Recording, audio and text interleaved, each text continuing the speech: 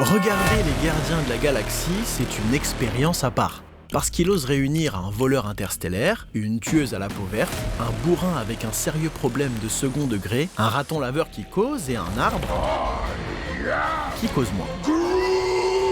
Et avec ça, le projet de départ, c'est de sauver la galaxie. On pourrait s'arrêter là et classer ce film dans la catégorie des blockbusters sans âme. Un déluge d'effets spéciaux clinquants pour remplir un catalogue Marvel déjà bien fourni. Mais ce serait passer à côté de l'essentiel, car Les Gardiens de la Galaxie Volume 1 est sans doute l'un des films les mieux écrits du MCU. Derrière l'humour et les couleurs flashy, il cache une mécanique narrative d'une précision chirurgicale.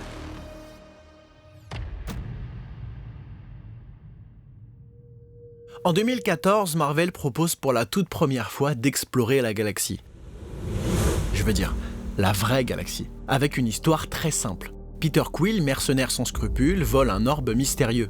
Pas de bol, Yondu, son père adoptif, un poil abusif, et Ronan, un fanatique prêt à raser des planètes, sont à ses trousses. En découvrant le danger que représente l'orbe, Quill s'allie à 4 marginaux pour tenter de sauver la galaxie, un peu malgré lui. Rien de plus classique en apparence, tout semble familier. Un aventurier à la Indiana Jones, une équipe improbable face à un ennemi surpuissant à la Ghostbusters, et une épopée galactique qui rappelle Star Wars. On pourrait craindre le patchwork de références, mais pour notre plus grande surprise, le film joue avec nos attentes pour les dépasser.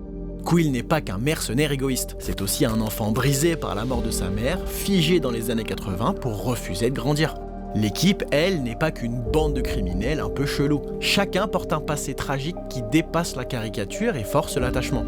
Et même si le film regorge de combats spatiaux et de planètes exotiques, chaque lieu traversé a un sens. Il raconte quelque chose sur l'évolution de chaque personnage. En fait, l'originalité du film n'est pas dans les thèmes qu'il aborde, mais dans la façon dont il recycle des codes qu'on connaît par cœur, pour leur donner une profondeur émotionnelle inattendue. Et si ça marche si bien, c'est aussi grâce à l'évolution de Peter Quill. Demande-toi seulement comment on passe d'un gamin qui fuit son trauma à un leader capable de se sacrifier pour les autres. Parce qu'entre ces deux moments, il y a des choix et des hésitations qui racontent une étape de son évolution. On doit comprendre ce qu'il désire et les actions qu'il entreprend pour y arriver, ce que ses actions révèlent sur ses faiblesses et ce dont il a besoin pour en guérir et se dépasser. Au départ, Quill trahit son propre mentor pour mettre la main sur l'orbe, preuve qu'il ne vit que pour lui-même. Puis, presque malgré lui, il doit faire équipe avec d'autres criminels pour s'évader de prison. Une alliance bancale, mais déjà le premier pas vers quelque chose de plus grand. Quand il découvre que l'orbe contient une pierre d'infinité, il fait face à un dilemme moral. Continuer à penser comme un mercenaire ou reconnaître qu'il a une responsabilité. C'est seulement lorsqu'il sauve Gamora en risquant sa vie qu'il franchit un cap. Son premier vrai geste héroïque. Et à partir de là, tout s'accélère. Convaincre ses compagnons de se battre, affronter Ronan, saisir la pierre à main nue. C'est d'ailleurs ce geste insensé qui achève sa transformation. D'escroc solitaire en fuite, il devient héros, capitaine et surtout membre d'une famille. Et si cette évolution fonctionne si bien, c'est parce que le film utilise un antagoniste qui fait son job à la perfection. Parce qu'au départ, le vrai rival de Quill, ce n'est pas Ronan, c'est Gamora.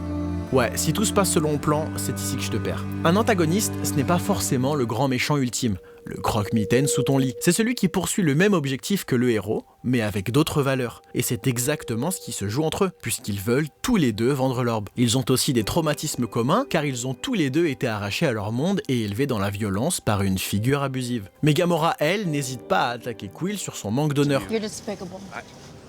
Dishonorable. Et ce sont ces attaques constantes qui obligent Peter à évoluer. Ronan ne devient son véritable adversaire qu'une fois la pierre révélée. Dance off, bro. Me and you. Cette logique s'applique aussi aux autres membres de l'équipe. Chacun incarne une facette que Quill doit confronter. Drax, obsédé par la vengeance, montre une douleur plus authentique que l'intérêt personnel de Quill. We're stuck together until we get the money.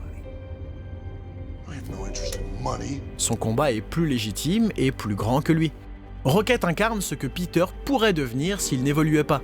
Un être cynique qui se déshumanise à mesure qu'il instrumentalise les autres. Let's make something clear.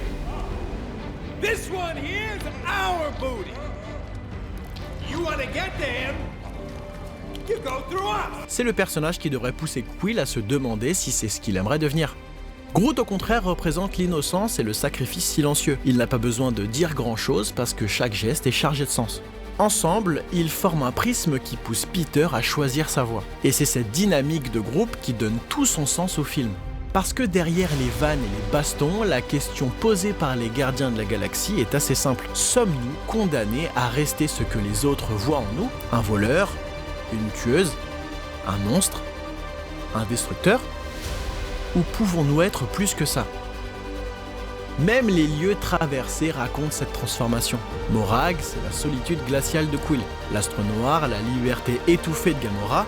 Le Kyln, la prison obsessionnelle de Drax. Nowhere, le chaos de Rocket. I didn't ask to get made! I didn't ask to be torn apart and put back together over and over and turned into some little monster!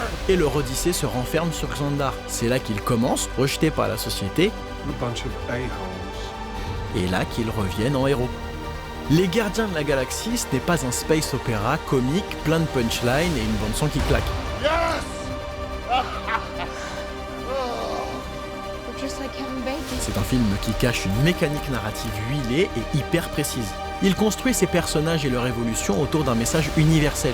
On peut être brisé, perdu, marqué par son passé au point que ça conditionne nos actes et malgré tout trouver une place, une famille, un nouveau sens à sa vie. C'est pour ça que Quill, Gamora, Drax, Rocket et Groot sont devenus des icônes du MCU et qu'on s'attache à eux. Et c'est aussi pour ça que ce film, bien plus qu'un simple blockbuster, mérite d'être apprécié pour ce qu'il est. Une merveille d'écriture dans un Marvel Cinematic Universe très répétitif. La vraie magie des Gardiens de la Galaxie, c'est de savoir transformer 5 losers interstellaires en héros improbables. Tout comme le film a su transformer des clichés de fiction et de science-fiction en l'une des plus belles histoires humaines du MCU.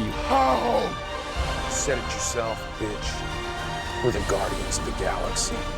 N'hésite pas à me dire en commentaire ce que t'en as pensé et à t'abonner pour faire partie du gang. D'ici là, prends soin de toi.